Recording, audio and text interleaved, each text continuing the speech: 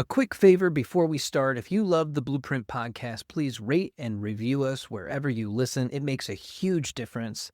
Thanks and enjoy the episode. Welcome to the Blueprint podcast, where we throw out the old blueprint so you can become who you were always meant to be. I'm your host, Jason Smith, and if you haven't already, make sure you click the subscribe button and share this podcast with your friends on social media and tag me in it at JBirdFit. Today, I have a very special guest for you, Sir Evans. Sir is a speaker, coach, and founder of Quality Service. His story is one of resilience. After losing 500 pounds and enduring the loss of both parents and 2 siblings, he chose to rebuild his life with faith, discipline, and purpose. He's the creator of the Superpower Planner, and his TEDx talk challenged audiences to see creativity as fuel for transformation. Sir Evans is living proof that adversity can become positive momentum. Sir Evans, welcome to the Blueprint Podcast. Lumi, thanks for having me.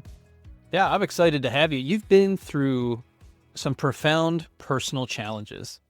Looking back, what's helped you begin to move forward when life felt the heaviest? Oh boy. I would say probably one of the key ingredients that has helped me to move forward is to realize that I've been here before. And when I say that, there was a certain period in time when I didn't realize that I was using the same strength to continue to overcome these obstacles. So each time we would face adversity, we're like, what are we going to do now? How are we going to do this now? And I think that was one of the key contributors, realizing that, hey, you already got the stuff that you're needing to navigate this. Yeah, I think it's so interesting as we look back on our past experiences, and each one of us has already made it through some of our most difficult moments. Yeah. And we don't take the time to actually acknowledge that or recognize that. So what are some tips that you could give some people to help them recognize just where they are now compared to where they've been? Sure. I would say one of the biggest things is being intentional. And I was listening to one of your earlier episodes about writing things down. Right. And I'm such a fan of writing things down. Oh, absolutely. Of course. I'm such a fan of writing things down because every time an elder dies, a library burns to the ground. Right. So if we don't get that stuff out of our head, it's going nowhere. So being intentional about the moments, being intentional with the time, and being able to actually slow down enough so that you can capture some of those thoughts. One of the questions I always ask my clients is, what's the first thing that you did when you woke up this morning? And I always get a buttload of answers. I sent a text message. I rolled over. I hit my snooze on my alarm clock. I even think I got a smart one. Oh, this is a bit one. I took a breath, right? I took a breath. And I had to stop and I say, now all of the rest of those, except for taking a breath, because you did that involuntarily, you made a decision.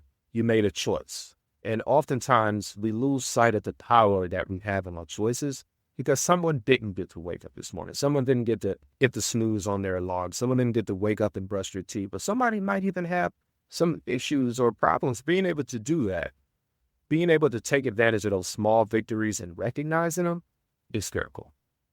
I'm glad that you mentioned what's the first thing that you do when you wake up in the morning. After listening to Joe Dispenza so many times, you hear just how many thoughts that we have throughout a given day, somewhere around 50,000. The number keeps changing, and that becomes a little irrelevant. But what you begin to recognize is that every day you're waking up and you're living the same day, the same experiences, the same challenges, the same frustrations, irritation, sadness, loneliness, depression, anger, all of the things all at once. And we don't wake up with intention. And so for myself, I got to this place where I didn't want to live in the past anymore. And I was tired of having the same experiences. And I recognized that it was tied to the way that I was waking up in the morning and how I was starting my day. You hit that snooze button, you check your phone, you start scrolling, and you automatically put yourself into the same thoughts, feelings, and emotions that you had yesterday. So you're living the same day over and over again. It becomes Groundhog Day. Absolutely. And then I got to this place where I shifted and I started saying, dear God, show me how amazing today can be. And it's not this place of give me, it's give me the eyes to see and the ears to hear just how beautiful and amazing and how much gratitude I can have in the moment for the things that I have right now. It may not be where I want to be, but to have that gratitude in the moment, I think is so important. Absolutely. And I think it's good what you're saying. You ask God, right, for requests. And I've had to be very mindful about what it is specifically that I'm asking God for. Because there was a part of you get it. You won't get it. You will get it. And once upon a time, I would ask, why am I here? Do I have to be in this situation? What is the point of this? But being more specific about what is it that you want me to get out of this season, right? Because clearly we're here. We have arrived at, whether this is a sunny day, whether it's hell on wheels, whether it's a rainstorm, we have arrived. And I'm always a firm believer that the Lord is with me wherever I go through these journeys. I do believe that we put more on our plates than he does. But it asks the question of, why is it that you have me here? What is it that you want me to learn? What is it that you want me to take away from this season? And I think in that it helps to change the perspective to every day being an opportunity. One of my elders says every day is a good day. I thought that was a hard sell when I first heard it. But it says every day you wake up, you above ground to make a choice. And I found my own ways of making every day a good day. But it's like, what do you want me to get out of this day? And so how do you affirm that for yourself in the moment of looking back on your day and extracting the lessons? I'm very mindful of where I see opportunities show up to see something. So I think just like, for example, I may be in a grocery store. No, I'll give you a realistic example. So I got a 1-year-old daughter, right? And my wife and I, we have our days where we give a nap time. And I go into the bathroom. I was about to take a shower, and I'm noticing that the bathroom still looks like my daughter runs things. Well, she does. She still looks, her stuff is all over the place. And I'm thinking to myself, it's hoping my wife got this before I did. And I'm getting a little frustrated, but at the same time, I'm stop. God, what is it that you want me to get in this moment? What do you want me to take away? And in those times, I'm more intentional about being like, what can I take away to make sure that I can add memory to this day, that I can add some depth to this day?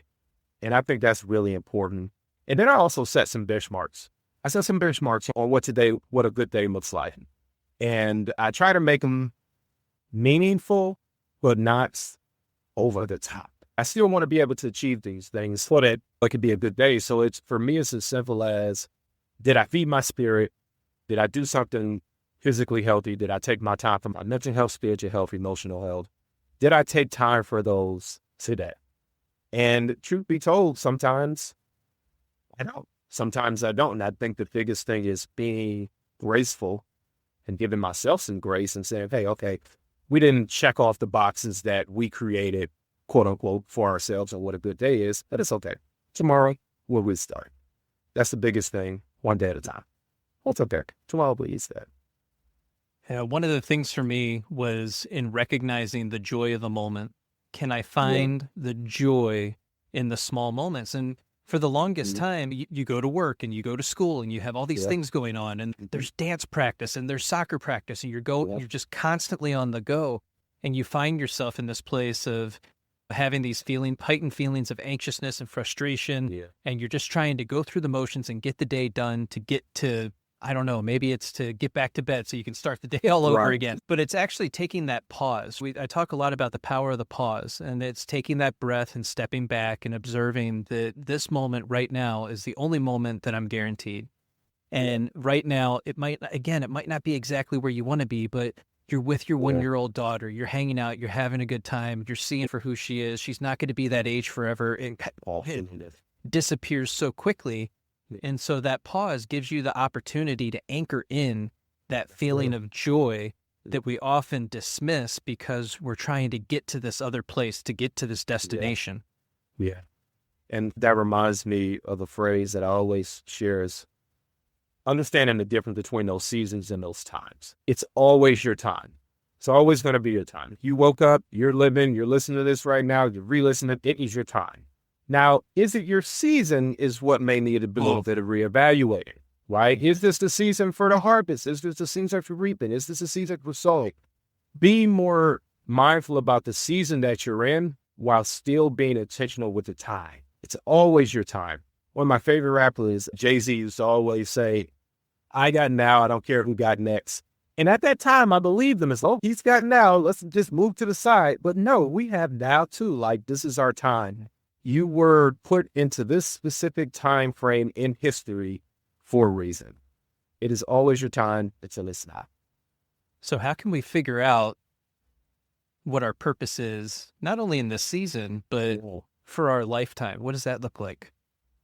So I think that's a layered approach. But the way I approach it is I think that everybody has a superpower, right? I think that everybody has a unique strength that they do that no one else does, like the way that they do it, that contributes to their purpose in life and their impact in life.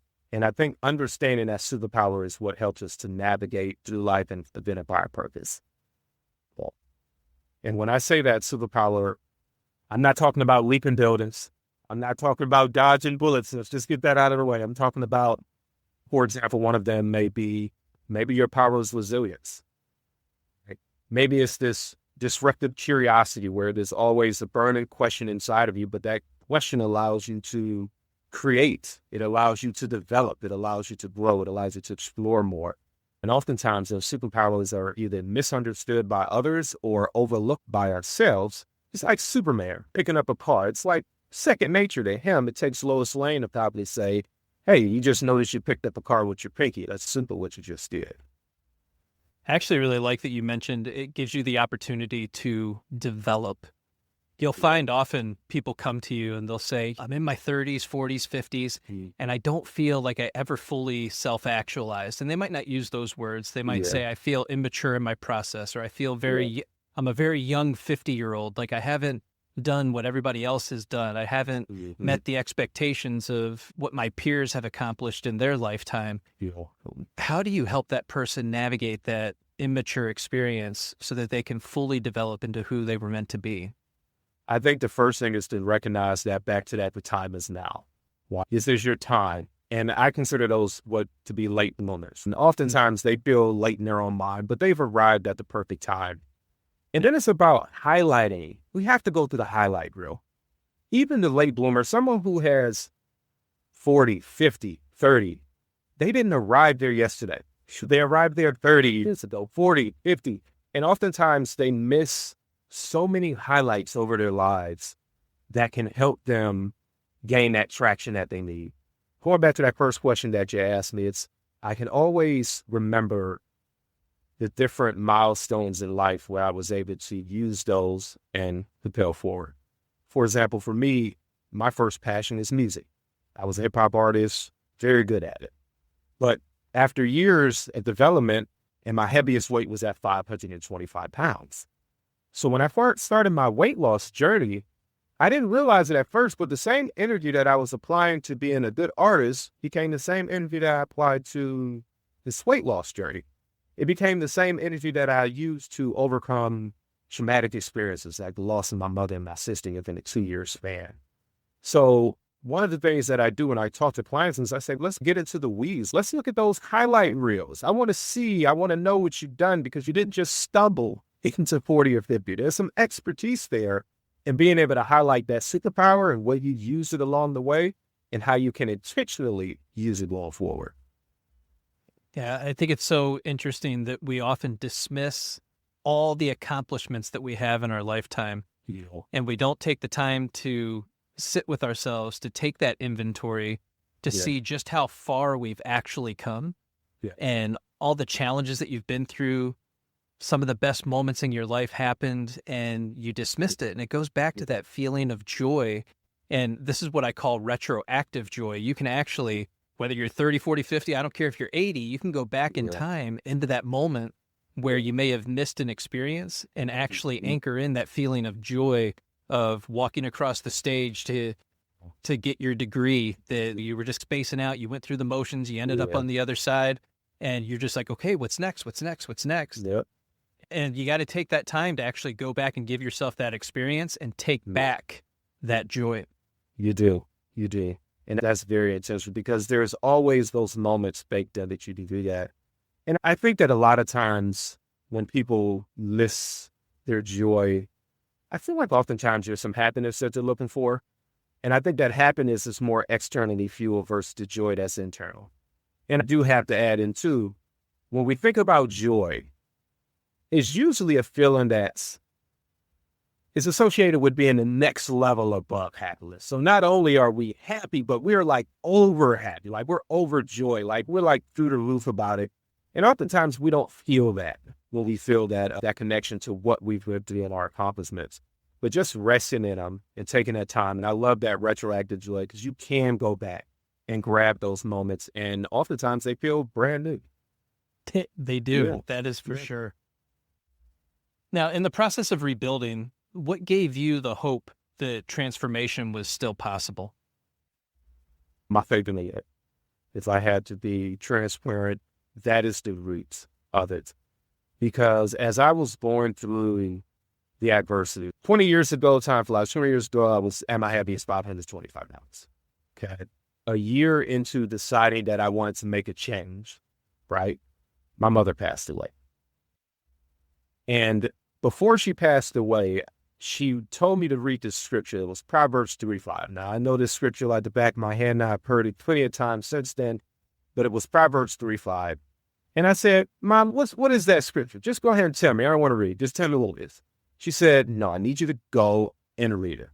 And I went and read it, and it said, trust not your own understanding. Lean on God with all your understanding. And I said, okay, not sure what I'll need this for, right? And she passed away in less than a year. And I always remembered that scripture. It always stuck with me. I don't have the answers to why this is happening, but God does, and just want to lean on him.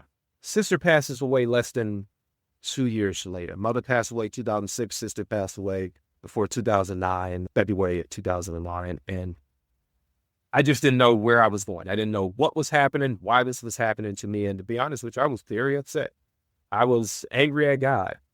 And I think at some point along the journey, if we're being transparent with that walk, there probably are some angry moments. There's some frustrated moments. There's some sad moments. But I never lost my faith through that. I never lost faith that there was going to be a light at the end of this tunnel, even though I had no idea what that light looked like, how long did it take to get through it. That faith is what kept me going and grounded. And that faith is what allowed me to see some tangible answers and tangible outcomes and people that will help me navigate that storm. So I want to share with you, before we hopped on this call today, I started reading Proverbs for September. And so Proverbs 3:5 was what I was reading before we hopped on this call. Wow. How Always interesting working. is that? Always working that big man. It was always. The thing is, if that's not just, that's one of those little synchronicities. That's one of those little signs that we're supposed to have this conversation today. Absolutely. This is going to help a lot of people. Yeah. Now, you often talk about reshaping inner narratives. How can journaling or reflection help someone rewrite the story that they tell themselves? That is a good question. To rewrite the stories that we tell themselves. First of all, you need to write it down. But what is the story that you are telling yourself? I think that would probably be the first question. What is that story? Why are you telling it?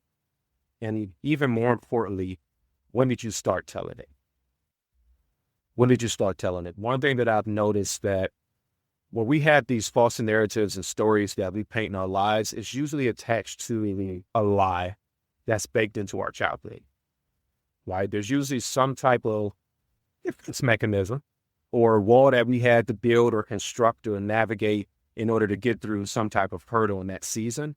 And it begins to develop that story of who we think we are or who others see us as versus who we truly are and who we truly want to become. And then, that right there is a homework within itself. So I'm going to pause right there. That's a homework assignment within itself because it's actually harder than painting a picture of who you want to be because nobody really wants to face who they actually are. It's some of those scars and secrets that come attached with the story of it. You're not lying. Whoa. Those scars and secrets you will carry them for the rest of your life if you don't acknowledge that you have them and that you actually have the power to transmute the energy from them and to heal from those experiences. I always try to remind people that you have to look at those childhood experiences through the lens of the adult that you are today. So you have all this language today, all this therapy language and healing language that you get on the internet. And we have more than enough information to be able to look at those past experiences, but you didn't have it then. Then you only had a certain amount of knowledge and experience of the world, and it was your 4, 5, 6-year-old self, and you only had the words that you could associate back then with those experiences. and you never developed or looked back on those experiences as an adult. And so you find yourself repeating all these different patterns throughout your lifetime that were caused by those, what may have seemed like benign experiences, because that's just the way life was. You hear Gen X say it all the time. I'm a Gen Xer, by the way. It's this is what happened, and this is the way it was, and I grew up fine, and now I'm almost 50, and it's no, actually there were some challenges, there were some experiences, there were things that proved to be difficult, and it impacted different stages of my life. And being able to go back and actually rename those experiences for what they really are actually gives you the time and opportunity to take your personal power back from those things. And so you become renewed in that process. You recognize that it's not too late for you, that there are so many beautiful and amazing things that are ahead of you, and you just haven't gotten there yet. But sometimes we got to go back a little bit and work with some of those things from the past so that you can propel yourself forward into the future. Yeah, absolutely. And it's painful. It's painful work. This is why it takes so long. It's fun. But also in the midst of uncovering those things, that's when you get your power, right? You get your power from going and doing that work and going through those situations and realizing that this isn't necessarily a moment that I will want to erase from my life, or this isn't a moment that I will go back and redo a reverse. It was there for a reason, and that was actually helping me to get to the next season. I was just watching a video before this, and it was from the movie Arrival, I think. And so it's alien movie. And so she asked her partner the question, if you could go back, if you could see your life from the beginning to the end, is there anything that you would go back and change? And what a difficult question that I've been thinking about that for the past hour. Because I'm not at the end yet. Right. So I don't have that forethought. But when you look back at your past experiences and the challenges that you faced and the things that you've been through, after a certain amount of time and healing and acknowledgement and acceptance, right, you transmute the shame that can be associated with some of those experiences. And you find yourself on the other side of this place where now you can't be touched. Right. Because you've already worked through it. So there's nothing there's nothing anybody could bring up that's going to hurt you. Right. So, already been through it, my man. So there's nothing that you can do to me that's going to hurt me. And so when I look back on those experiences, you find yourself in this new place again. You feel renewed and you feel like you have your power back. And there's just so many different things that you know now that you're actually capable of building in your life. And I think that stops a lot of people because they live in this place of fear and anxiety and shame. Absolutely. And they haven't broken free from that mental prison yet. Yeah. Mental prison. That's a good way of putting it. It's what it feels like. It does. It does. Yeah. Now, for someone who can't see themselves as a writer, how can they still use journaling effectively?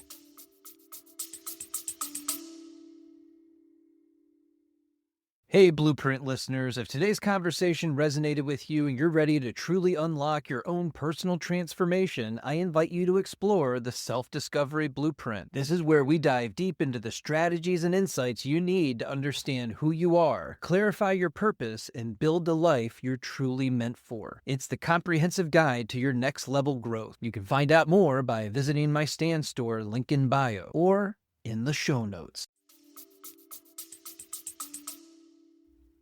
I didn't see myself as a writer. And it's funny because I was an artist. I didn't. But when I switched to writing, there's a big difference. But I would say, don't look at it like writing. I would say more journaling. I think the same audience would say, I'm not a big journaler. Just write your thoughts down. And it doesn't have to be paragraphs. It doesn't have to be sentences. Write what comes to mind. And get out of your own way, because that'll be the biggest thing that stops you from writing it down. Even that thought of, I'm not a writer. You've written something down, even if it's your own name. So technically you're a writer. But it's about getting out of our own way. And I got a buddy of mine.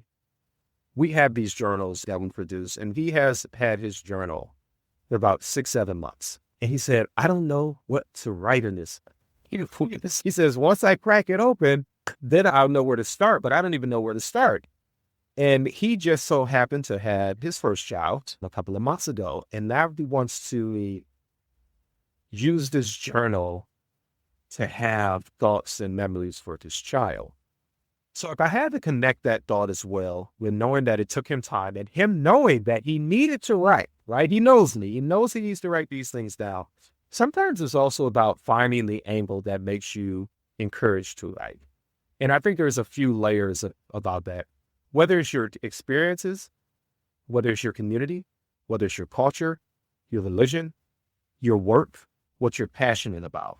Those are some of the key layers that I will focus on. Not all of them, just pick one.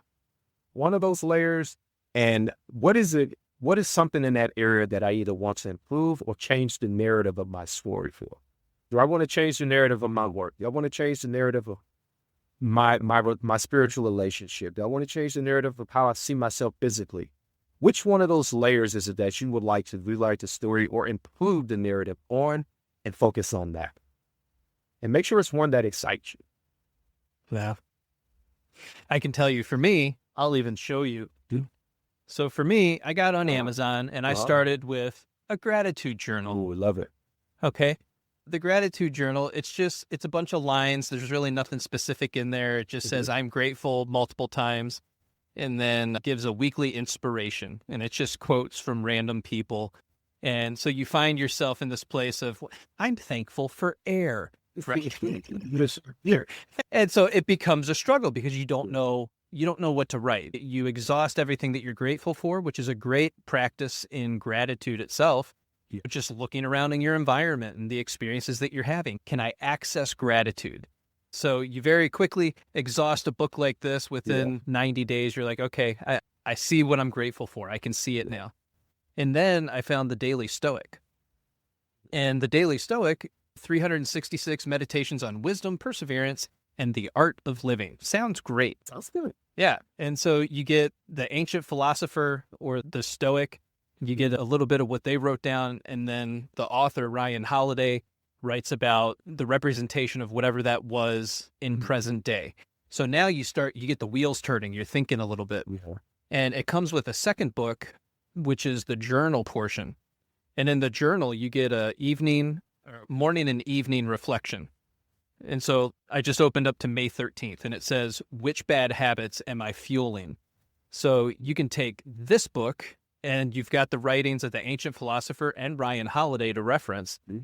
And then you can go about your day and go through here and think, okay, I did a morning reflection. I'm going to go to work. I'm going to experience my day. I'm going to go to the gym. I'm going to continue to think about this.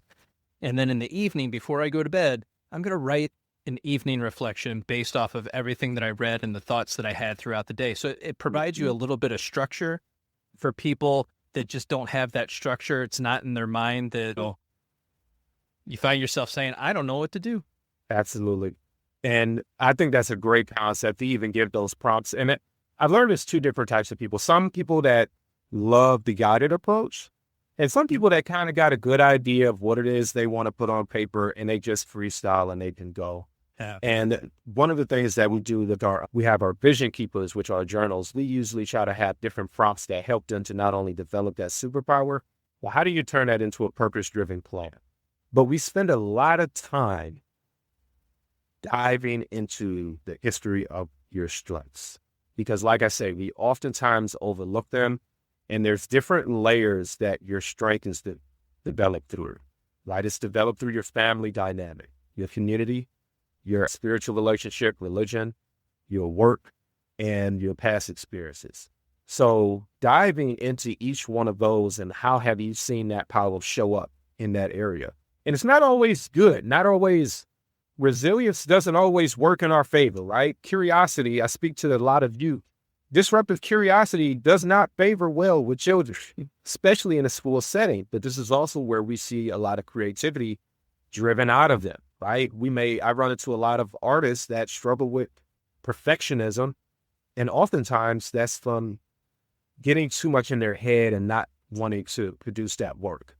And if we go back sometime in that past, you can see some patterns of where that may have developed. So we spend a lot of time doing that self-work on the inside, like asking some questions that you probably wouldn't ask yourself. And then you have to be courageous enough to write down some of those answers that nobody's going to see except for you. You always hope. You always hope. You always hope. It's interesting because what you're talking about here is to truly know yourself. Yeah. And we spend so much time looking outward, trying to find pieces of ourselves. Sure. We try to find it in other people. We try to find it in a job, in a situation or circumstances, that I am whoever you think I am. Yeah. That's who I'm going to be to the world, because Yeah.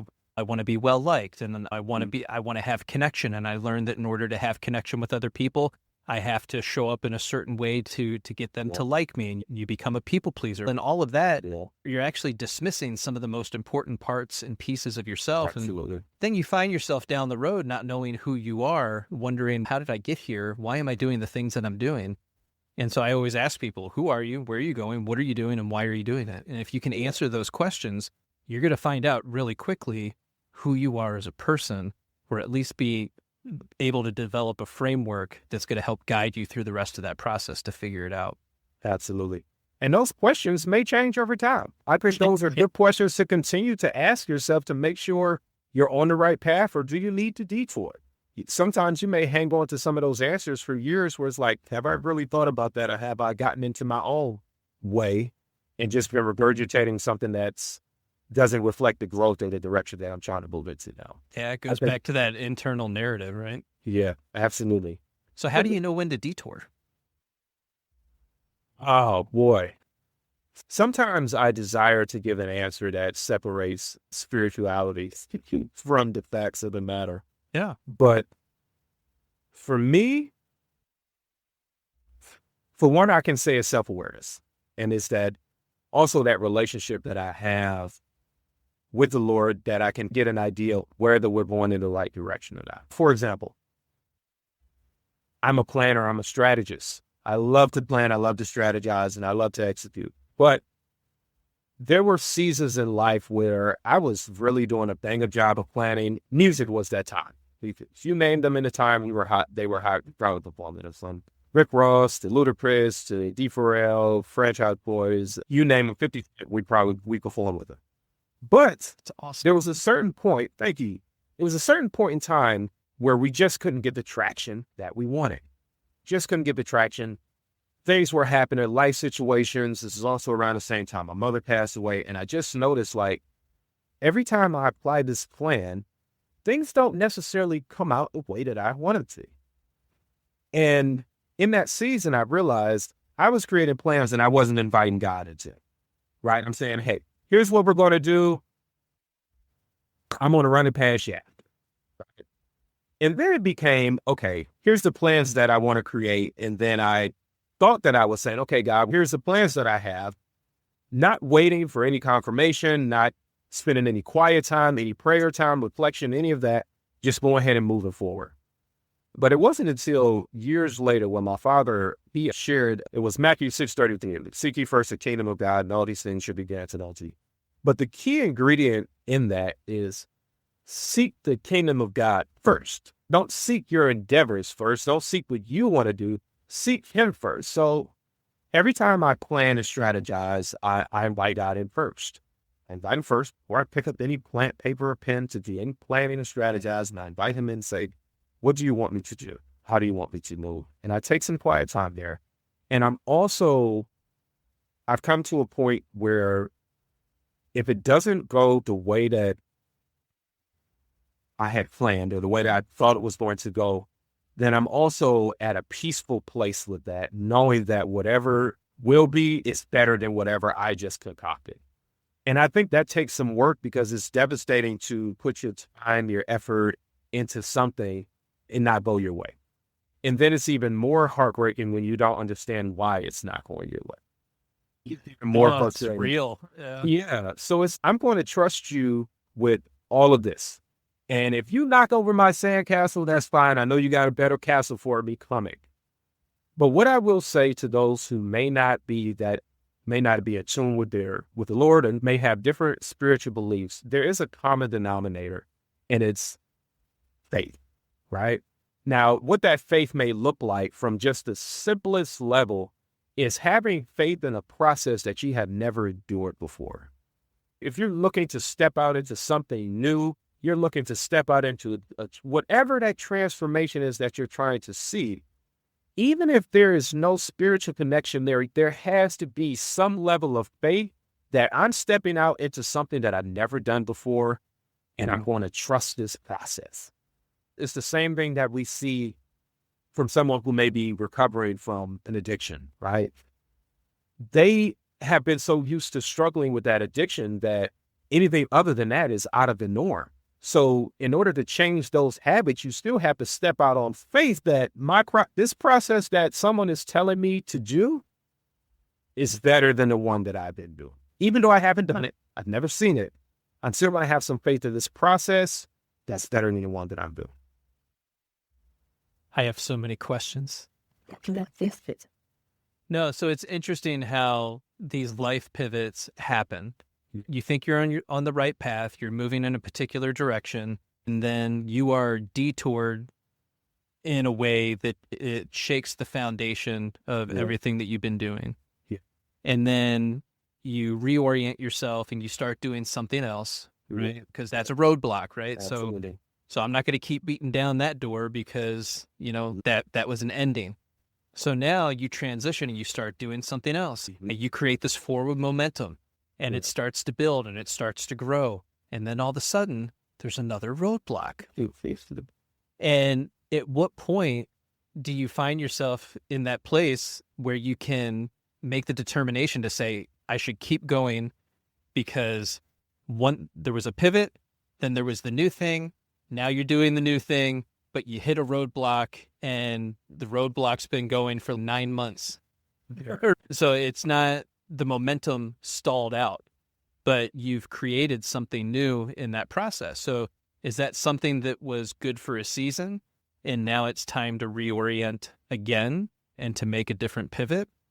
Because there's always that thought process of you can always go back, right? Sure. And so we look to the familiar and we find ourselves in that place of this roadblock is saying, maybe this isn't where I should be going, but you have all these skills and abilities and education and I could go back. And then that starts to feel a little bit good because it's in the past, it was safe, it was comfortable, it gave you some stability in your life. And this new thing is still unstable.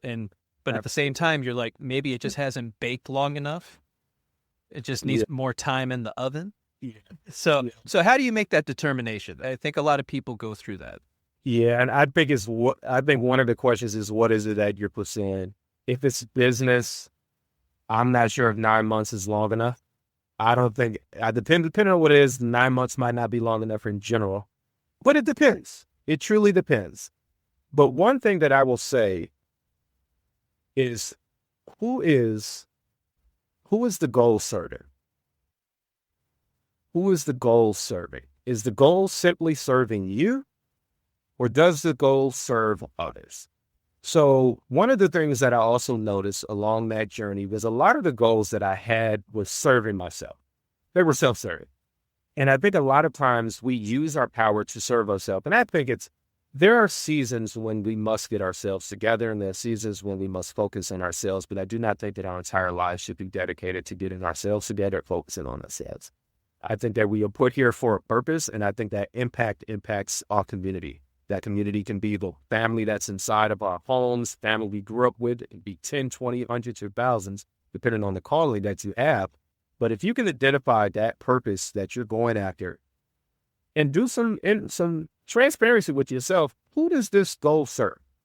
If you find it serving yourself more than you're serving others, and you're finding yourself hitting that roadblock consistently, we may need to pivot. And that doesn't mean that you go a totally different direction.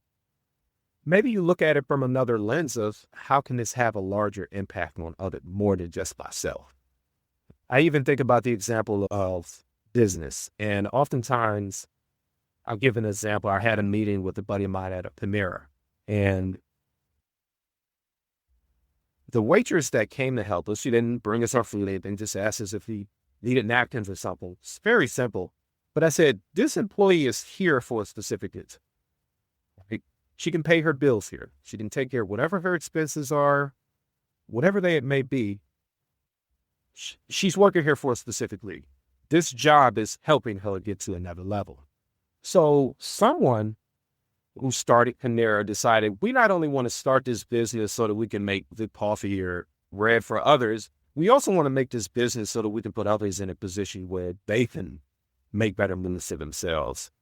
And I think that's a true way to look at a business. It's like, this isn't just for your own gratification. This isn't just so you can generate money. No, this is, your business is something that also can put others into a position that can better their lives.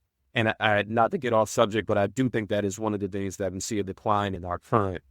When we see so many smaller businesses starting, that is one thing that we will probably see the impact of next 10, 20, 30 years of the decline of big businesses, because they do support a lot of families. So just that perspective of how to look at our goals that we're going after. Yeah, I think you touched on something really important there, which is the intention with which you go into a goal, your purpose behind doing the things that you're doing. And is it self-serving or service to self or service to others? And if you lead with service to others, it's one hand washes the other. You end up getting that service to self as well in that process. But people will always feel, and so we can relate this to business, right? So if your intentions aren't in integrity with where you actually want to go, and you're not doing the things that you know that you should be doing, people are going to feel that off of you, and it's actually going to repel the clients and the people that you want to have patronizing your business. So you want to make sure that whatever you're doing it with the right intention, because people are going to feel that. Absolutely. Yeah. Now, you've turned hardship into momentum. What's one mindset shift that helps people move from surviving to creating purpose? One of the biggest things that helps people from thriving to purpose. From surviving to creating purpose. Surviving to creating purpose. I think it's a combination. Surviving to creating purpose. There's a mentality that comes with survival mode. And it's like being in water and you're simply treading. I think intentionality helps you to understand why you're in the water that you're in and can you navigate it. Self-awareness helps that as well, because sometimes we need to remove ourselves from the deep end in order to move more effectively. But survival mode, I could write a book on survival mode. I think it's a very challenging space, but I'm thinking of what was the biggest light bulb that helped to switch that. You know what? I think I'll say this. So there was a book that I read, changed my life. It was called Outwitting the Devil by Napoleon Hill. A lot of people know Napoleon Hill from Think and Grow Rich, right? But this book was one that the family put out after he had passed away. A lot of controversy they said around the book, so they didn't want him to be alive, and they did it today. But one of the things that he mentioned in there was this other self, this energy that we have inside of us that when the going gets tough, we can call upon it, right? Bills due, mortgages past due, not sure what's going to come from, you're going to dig deep. Just lost a job, need to find another job, you're going to dig deep. Just got out of a bad relationship, you're trying to overcome that, you're going to dig deep into that other self. And for me, I had to think about all of the times where I used this other self, right? I think about my weight loss, the family traumas. And the light bulb moment was, what if we use that for what we wanted to achieve versus what was needed to achieve? Okay. And for me, that was like one of the biggest light bulbs. It was like that retroactive joy, right? It was where I went back and I noticed all of these moments where I had tapped into this other self where I said, okay, I needed to pull myself up by the bootstraps and get it done, right? But I was doing that to survive. I was doing that for things that I needed to overcome. But I never thought to apply it to what I wanted to do. I wanted to be able to have other people feel this feeling of freedom that I have felt. This feeling of, oh, wow, I can actually overcome adversity and I can apply this to anything. Not everything, it's not enough time. But I can apply this. So I think it's that going back to what we've been connecting is understanding your history, understanding those strengths. But what if you apply that or what you wanted to achieve versus what you need to achieve? The average person goes through life on autopilot, but there's still power that's exerted in autopilot, right? We think about our car. If I'm on a freeway, I can't use cruise control if I don't have gas in the car, right? So it's still running off of something, but never is that switch like, okay, I don't have to use this for autopilot. I can put this in the manual. But it takes some time to get to that mentality, and it takes some work to get to that mentality, which I say take it one day at a time. Take it one day at a time. That's the most valuable piece, and it's so simple, yet so overlooked, is to take it one day at a time. Trying to handle multiple days at a time is what gets the majority of us into trouble, especially when we're trying to do something new or taking the path, taking it one day at a time.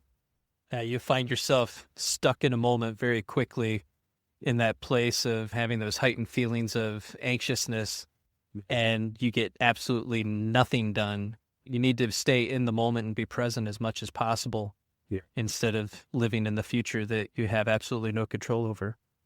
Now, I lived there for years. For years. Years. After my mother and sister passed away, there were years. And I think also one of the things that I'll share is seasons come and go. We know this. And oftentimes when we're stuck in a bad season, we think it's our home. It's just a rental. You don't have to stay there. And nobody ever told me that when I was in my seasons. And people will see you going through a rough time and they'll say, you know what? I could understand why you're having that outcome. I could understand why you're lashing out that way. I can understand why you're reacting that way. If I will do that, I probably would do the same thing. But rarely will someone tell you, yeah, I understand, but you don't have to stay there. You don't have to live in that space for the rest of your life. Do what you have to do there. Take your time. But you don't have to stay in that season. I really like that phrase. It's just a rental. It's just a rental. It's not your home. It's just a rental. The other thing that I would add to that is the law of subtraction. So when we're in the places where we struggle the most, it's really hard to bring in or manifest the things that you truly desire because you're not in the right headspace.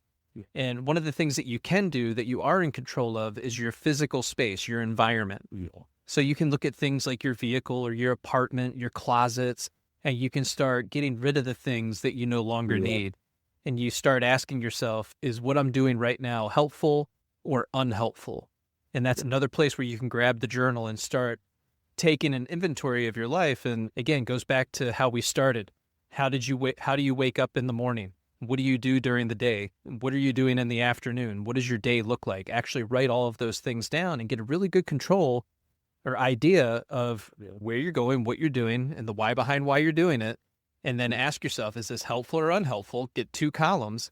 And if it's unhelpful, then you really have to take the idea of that and start purging the things that are unhelpful to you in the moment. Yeah, that's still. Like watching TikTok or television. Your scrolling time. This purpose. Maybe limit that. Yeah. It might even be subtracting people. Yeah. Even in that midst of that time when I read that life-changing book, I had just got out of a bad relationship. And if I was still in that relationship, I would have never read that book.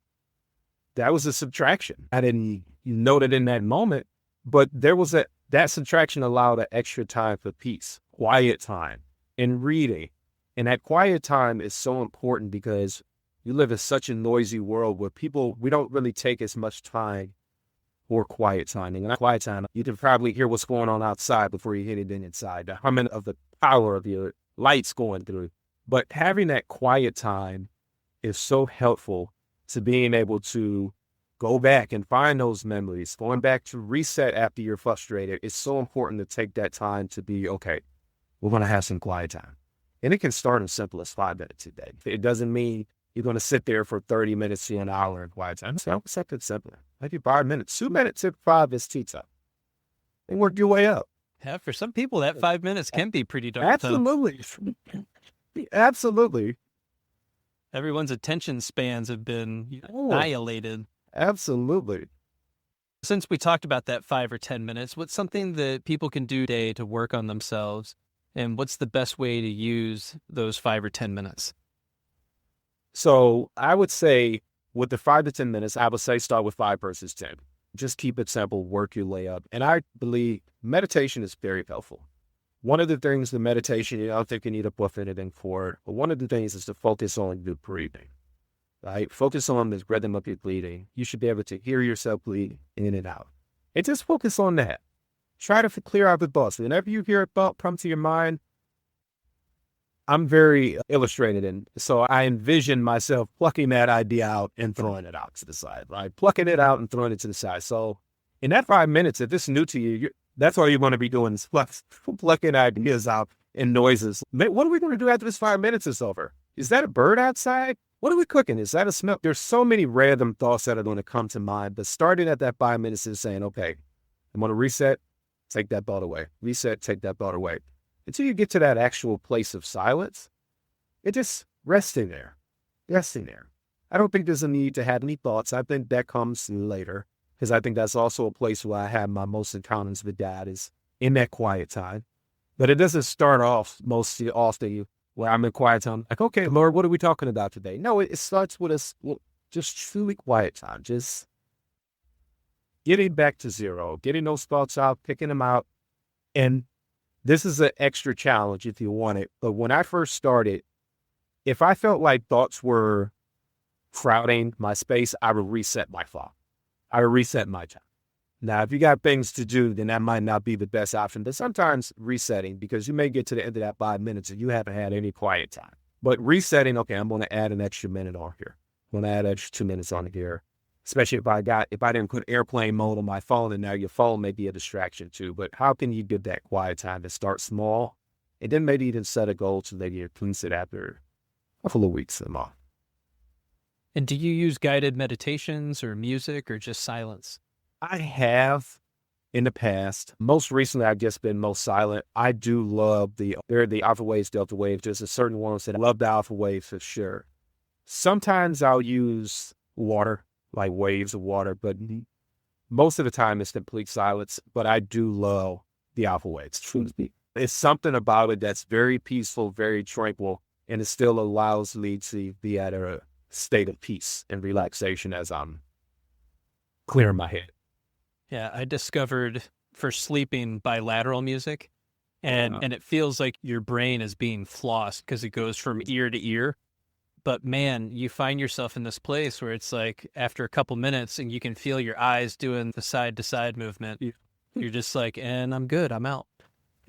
That's exactly what I needed. I'm going to try that. But for everybody else that's listening, you can also find binaural beats on YouTube, as well as EMDR music on Spotify. Yeah. And you can use those for your meditations, as well as if you have trouble sleeping, which I was one of those people who was a chronic overthinker and then discovered that you can do sleep meditations, and it really does make a big impact. Did you find that helpful with the overthinking before bed? Yeah, I had some other things going on in the background. I used to work crime scene, and so I found that as a way to get myself to sleep faster. And now within 5 minutes, I'm asleep. Yeah. My world, my dad used to do the same way. He was a detective. Oh, nice. Yeah. Where at? Cleveland, Ohio. Oh, that's awesome. Yeah. What's interesting is we're having this conversation. I'll edit this portion out, but I had this thought of I've created all of this and I've built all of this and I've done it in 3 years and 700,000 followers across all platforms. And those are vanity metrics. It doesn't matter, but it's an establishment that, yeah, there's something here. And so do you keep going with it? And so that 9 months was me, by the way. The past 9 months has been a massive struggle with business, with clients and stuff like that. But I have this opportunity that I can go back to law enforcement, and maybe I should take the time off. And then I've already built all this. It's not going to go away. But once I go back, you can't post anymore. So that's that pivot. And that's an interesting conundrum because both of those are survey. Yes. But it goes back to the service to self or service to others. And I get all the testimonials and comments from people almost on a daily basis of, you changed my life, you've impacted my life, you've changed my perception, you improved my marriage, you saved my marriage, all the way to I've saved people's lives. And I didn't save your life, you did that, but you chose to listen and pay attention and then implementing your life. So of course that's going to make an impact. And you did that. Yeah. But at the same time, I got bills to pay, man. Yeah. Absolutely. So what do? Do you put this to bed for a while and then come back to it down the road, or what? I don't know. I say push through. I also say to pray on it and to stay in there, because God doesn't always answer that prayer in the time that we want him to. but he always answers it at perfect timing. So I hear that, and I tell myself that over and over again, but I've hit the breaking point now that financially something needs to happen. But with my education level and experience, I can go back to a big boy job and do that, but then I'm no longer helping people in the way that I really enjoy. And that is self-serving. I enjoy that. Yeah. But then, like I said, you still got to pay bills at the end of the day. Yeah. Now, you created the Superpower Planner. How does it help people stay grounded and intentional in their everyday lives? Yeah. So what it really does is help them to break down their goals layer by layer, not just level by level.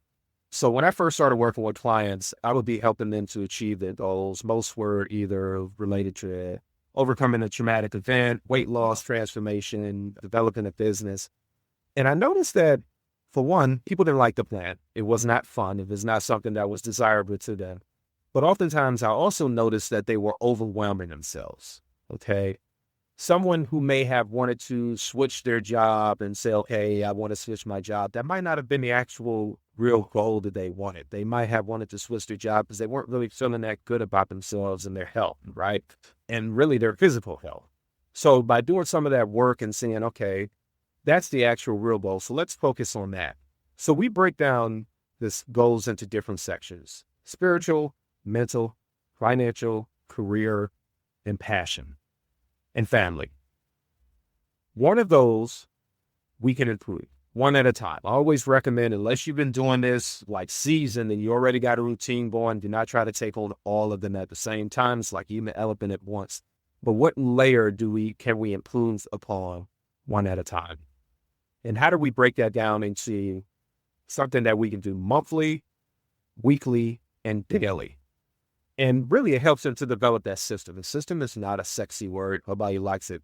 But it's really just your habits being done consistently. We just have to just demystify what it is. It's just, what are the habits that you need to do on a daily basis that are going to get you to this weekly outcome? And you can make it expanded. What are those weekly habits that are going to have to be done that are going to get you to this monthly outcome? And the same thing for our annual. Well, I'll also say, how can we make a planner that's just as important as this phone that people have attached? Because people will leave home without their plan for the day, but they won't leave home without their planner. Yes. So we also connected technology into the planner too. So all of them have wireless capabilities. You can charge your phone with them, built-in chargers, Bluetooth. Some have lights built in, different tech features to help them stay connected while also focusing on writing it down. That's awesome. That's the biggest piece. You still need to write it down. There's so much data that supports writing things down and help with achieving those goals versus letting life happen. There's just so much data that supports that. We're not getting any smarter with our phones. We're not getting any smarter with AI. We're not getting any smarter with the technological advances that we see around us. But writing has been around for thousands of years. We would not be where we are if someone didn't first write a code. We wouldn't be where we'd be if someone didn't write the scriptures down. If Martin Luther King never wrote down his dream. There's so many examples littered in history where we wouldn't be where we'd be if someone didn't first write it down. So your next level of success is going to require you to write it down as well. And I think we're going to make a shift back to things that are more tangible, that you can put in your hands, right? Instead of all the swiping and everything. People are going to want what's real once again, but it's going to take a little bit of time to get back there. Absolutely. Yeah. Now, leaders and high performers often carry invisible weight. What's one strategy they can use to stay centered under pressure? I would say more alignment. I think the center is always going to be elusive. This balance thing is like chasing a woolly mammoth. I don't think we're ever going to be balanced with an ED on the end, but I think being in alignment, and that's where we break down those goals into those different sections. Most leaders that I work with struggle with burnout. They're taking on too much. They're not reaching out for help. They're not asking for help. And everything is just on one plate. Right.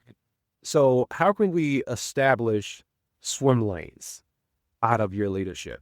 Because most times leaders are wearing multiple hats. Most of the time, maybe a leader in your home, a leader at work.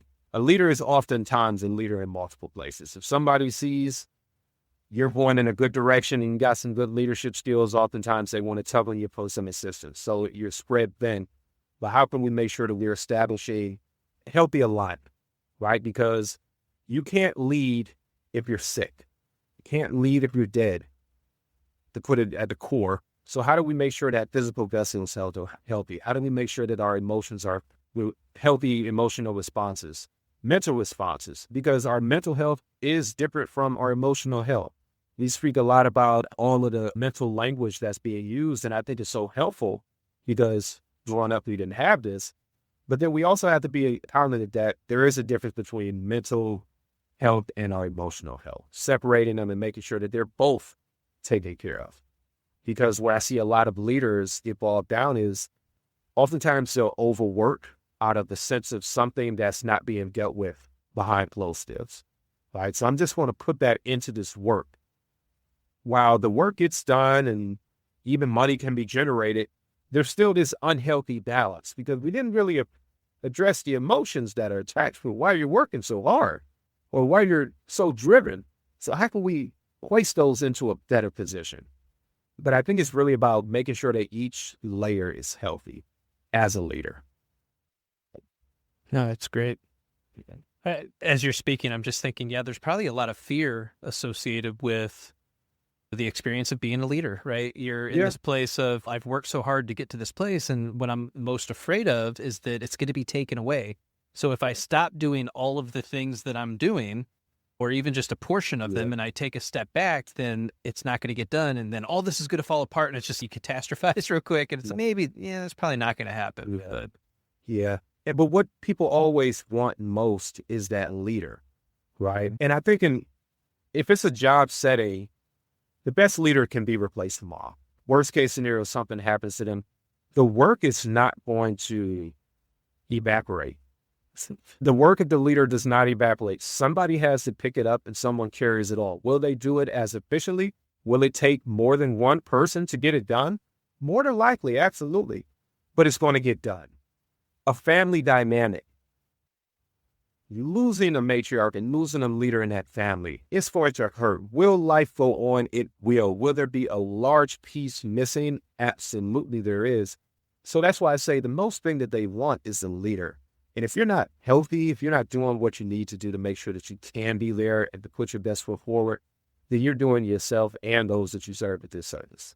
So it's about making sure you're healthy. And a lot of times that fear and anxiety bleeds over to the people that are following, whether it's in your responses, the way that you're leading, it ultimately bleeds over to people calling it so. So how can you patch you up and make sure that you're not bleeding all over those that you've been called to serve and lead? That is so good. Yeah. So how do you stop yourself from bleeding all over the people that are beneath you? So I will give this is where we talk about swim lanes. I'm a firm advocate in therapy, and that is where you truly stop the bleeding. You stop the bleeding with therapy and doctors. You go to the doctor, you don't see a physical therapist healing the wound or putting in the stitches. The physical therapist is there after the doctor has done his work. So I always recommend people to go to those outlets, use the therapist. Everybody has some level of trauma that they're dealing with, but the therapist and those medical physicians is where they stop the bleeding. We get you back on the road and do the physical therapy. This is where my word, that's what we call the physical therapy. We're not stopping the bleeding. That's for the physician. They do that. They bring you back out and patch you up and help you get to where you're going to get to.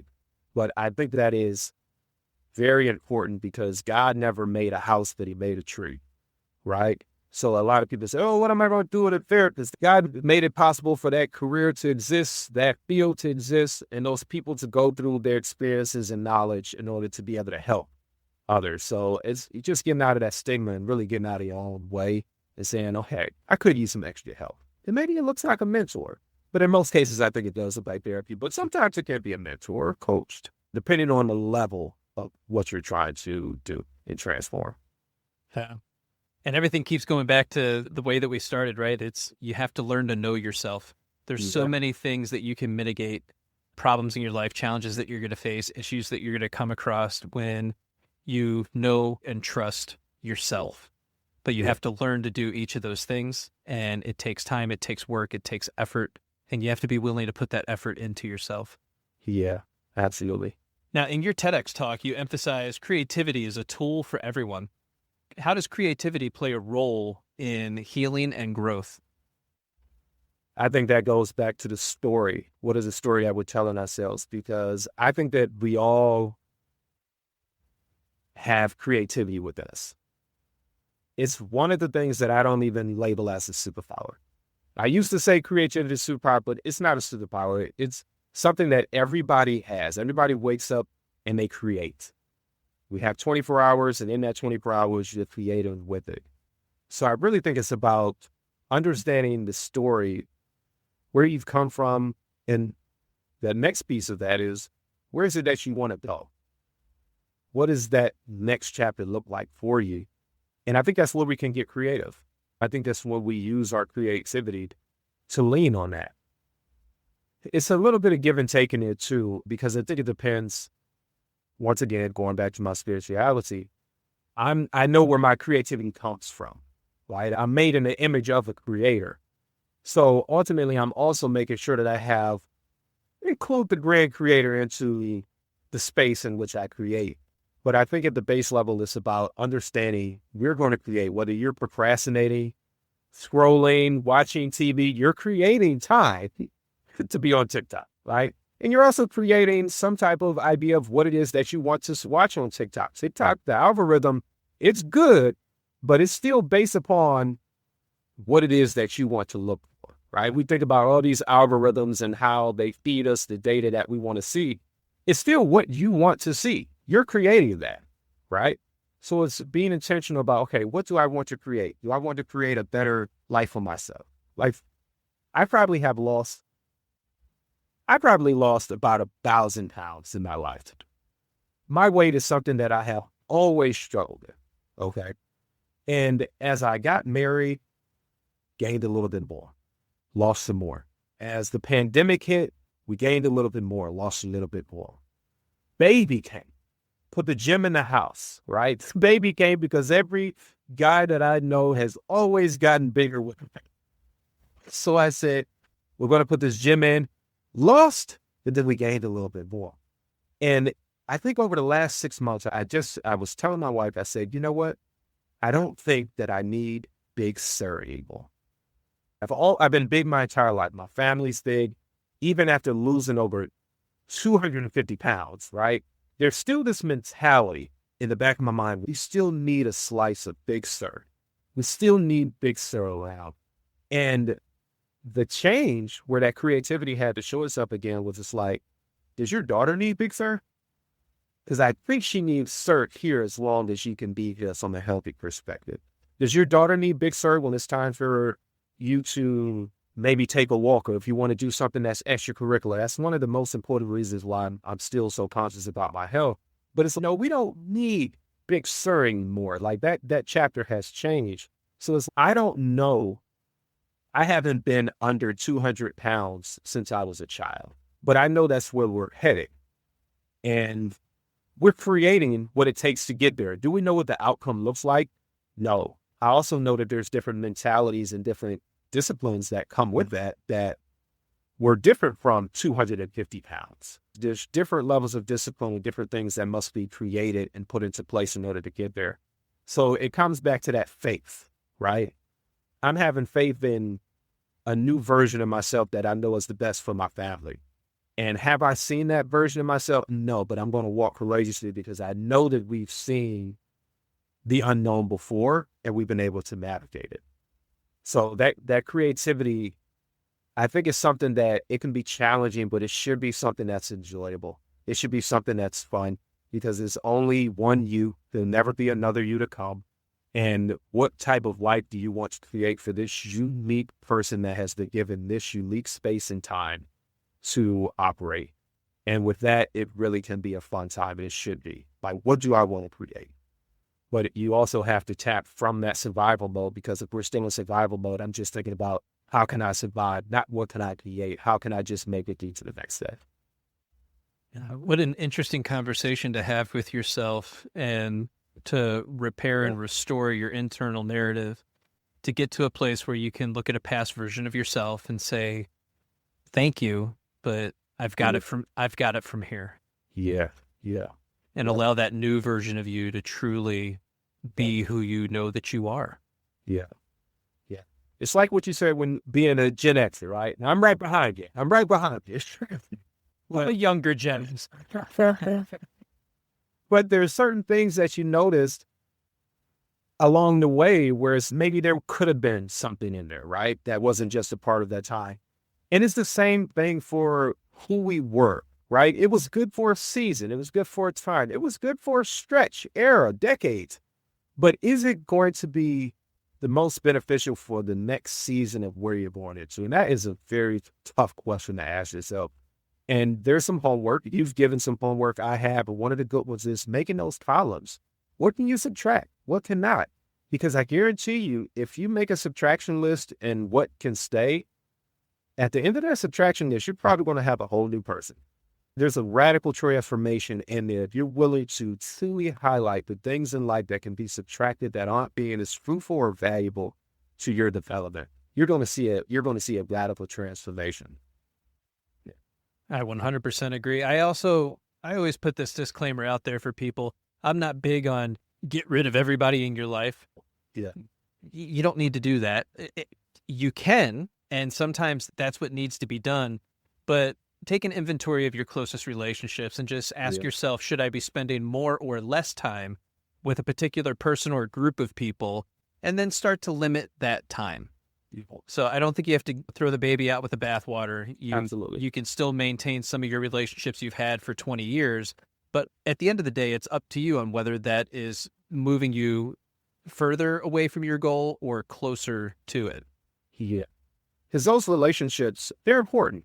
They are. And I think if you get to a point where you have to replace everybody in your circle, you probably missed the self-examination of that.